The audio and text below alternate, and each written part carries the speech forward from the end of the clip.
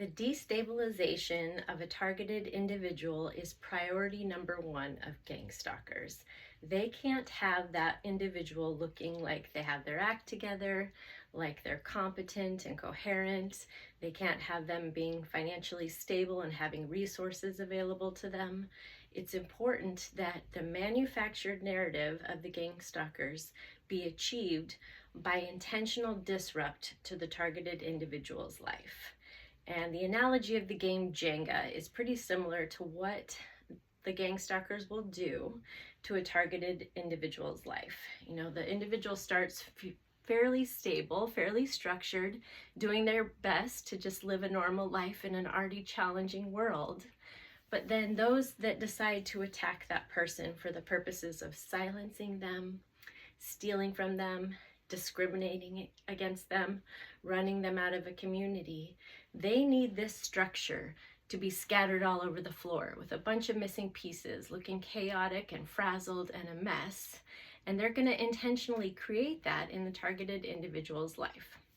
And when you've played the game of Jenga, you know you remove piece by piece and it slowly gets a little shaky until it starts to fall apart. And that's what they're trying to do to the targeted individual, to make them fall apart, to make them crumble, to make their stress-induced illnesses surface, or to cause, mental health issues, to make them look erratic because they're running to the police, because, their property is being damaged and they're being surveillanced and harassed in public.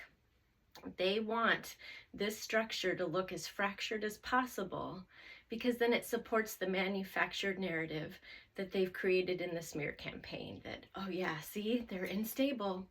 Yep, see, look at their structure. It's all over the place. They can't hold it together. They're not competent. They're not capable of managing their own life. Meanwhile, they're the ones behind the scenes causing the instability. And so what they're going to do is target areas of the life of the targeted individual that keep a solid foundation. So their housing, they're going to go to the neighbors and the landlord, the community, and they're going to spread horrible rumors about the targeted individual to cause fear and disdain toward that individual. And that's going to cause people to want to report back or seek revenge or retaliatory behavior on that person, because suddenly they're seen as the outcast, the problem of the community, and then it becomes acceptable amongst that community to isolate, ostracize, and abuse that individual. So we have a few pieces missing and it starts to teeter.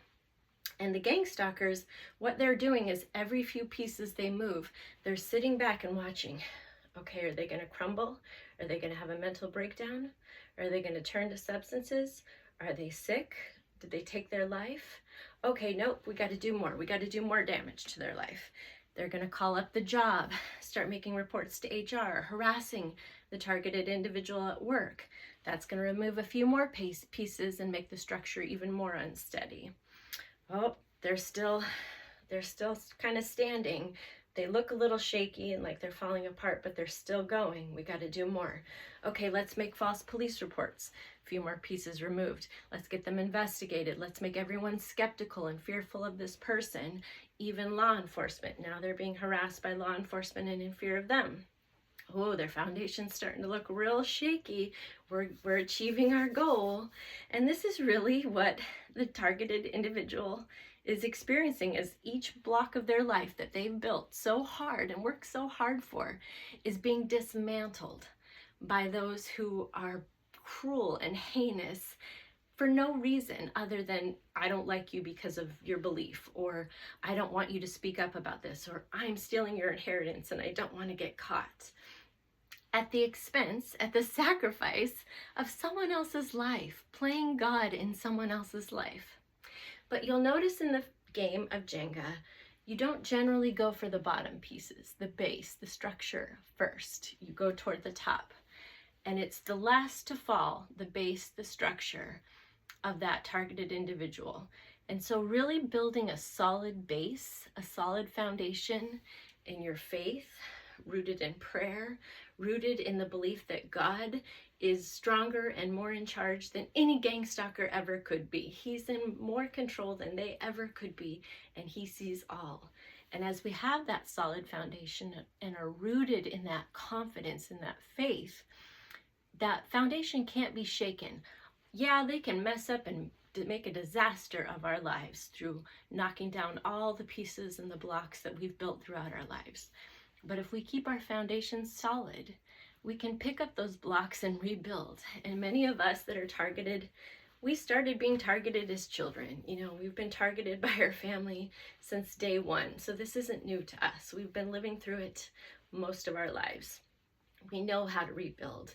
We know how to pull ourselves together and start over again. That's our strength.